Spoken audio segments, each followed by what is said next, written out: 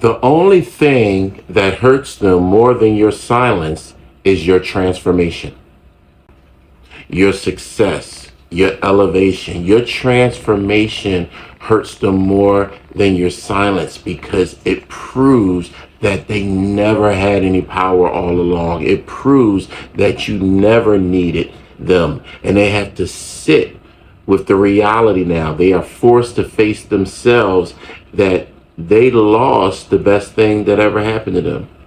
You outgrew them. You outgrew the pain. You turned the pain into power. You turned those tears into triumph. They thought you would always be around, so they took you for granted. Your silence was tormenting them. And when they threw you away like trash, they expected you to beg, but you didn't chase. And even though you had talked to them again, it was just very surface level, just so you can leave and exit on good terms. You didn't need a dramatic exit. You didn't need hollering and screaming. You didn't need to explain yourself or go back and forth with them. You made peace with them and you exited their life without any explanation. You didn't give them anything to work with. And they're feeling that because they left before the elevation happened. They jumped ship before it landed in that place called destiny. Somebody needs to hit that like button right there. If you're new to the channel and this ministry is a blessing to you, please consider subscribing and hop in those comments. I'm always in the comments. This word isn't for everyone. This is for a group of chosen ones in the Kingdom Collective. Take what resonates. They left you before they even got to see the come up, before they even got to see the manifestation of how powerful you are, before they got to see the visual demonstration of your destiny. They jumped ship. They got to live with that. They jumped ship after all the time they invested, after all the things that they did for you to maintain control and to assert dominance. All that effort, all the financial investment, all the time investment, everything they did for you, they only did it so that somebody else could reap the benefit, somebody else who's more aligned with your destiny. You outgrew them, child of God. You outgrew them. Whatever you are creating, it's working. You might be building a business.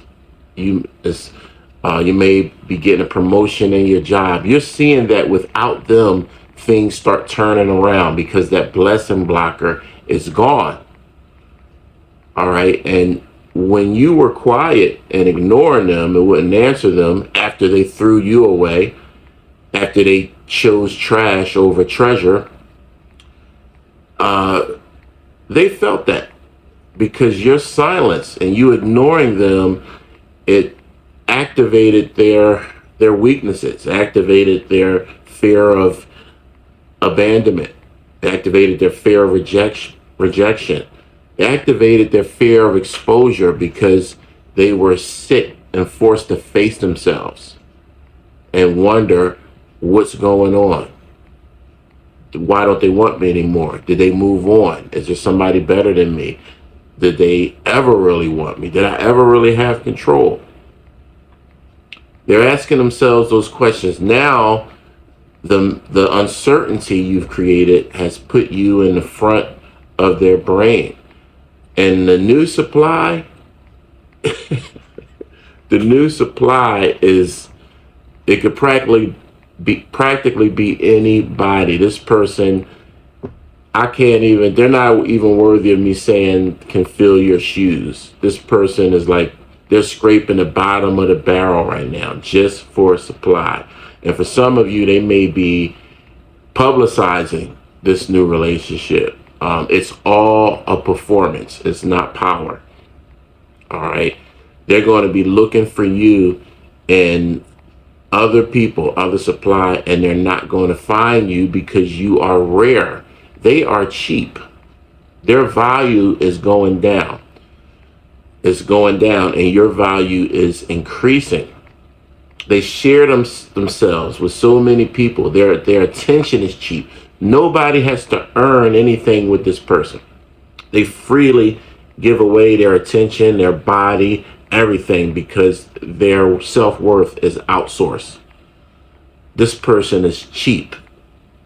You don't have to earn anything with them. All you have to do is show them some attention.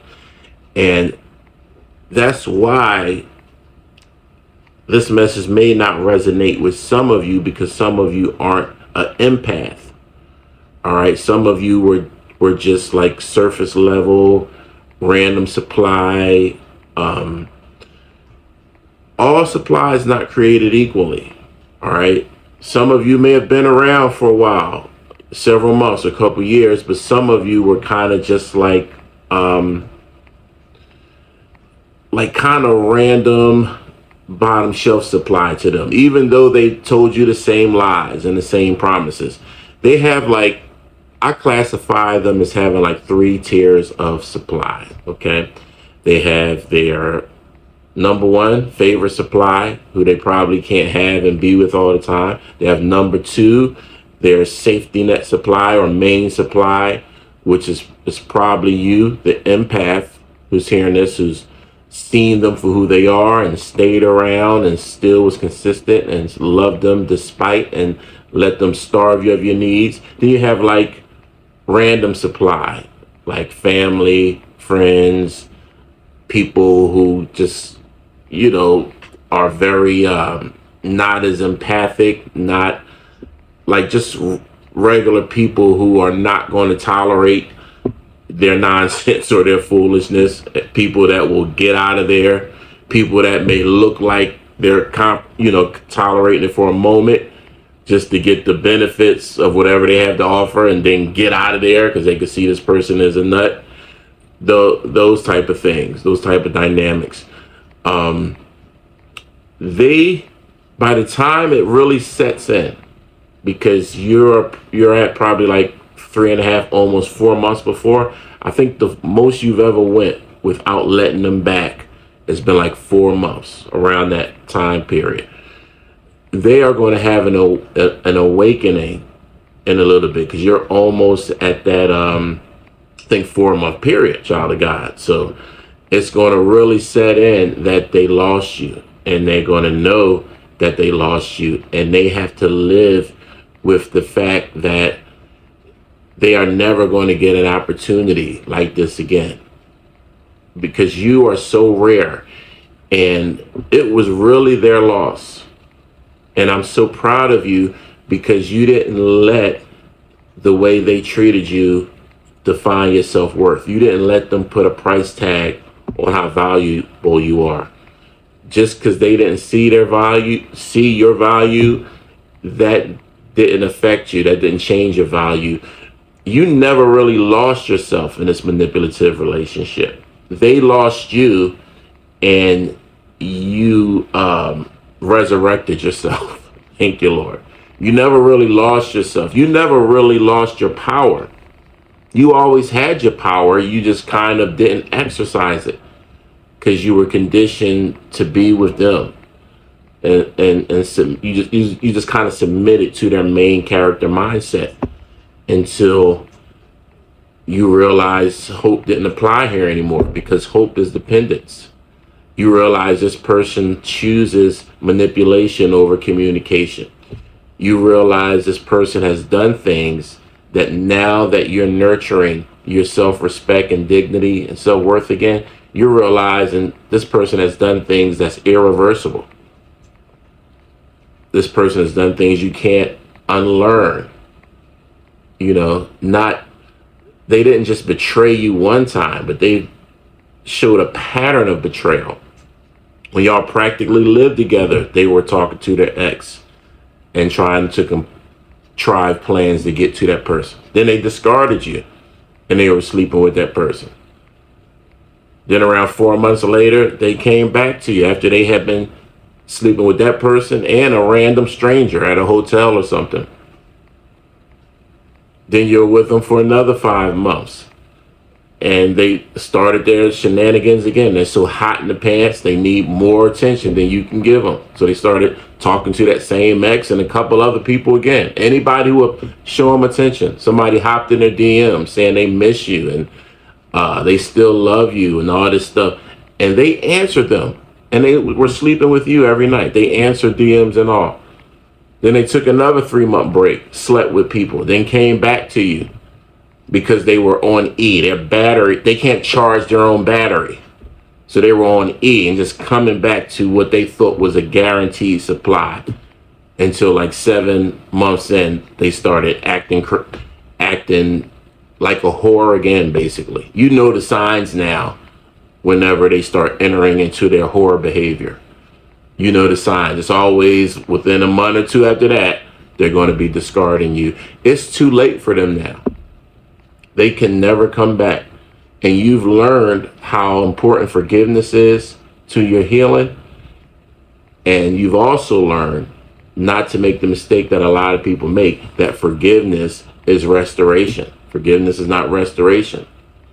Forgiveness doesn't mean you get to occupy the position you were in before you betrayed me, before you lied to me, before you treated me like an option, like I was convenient.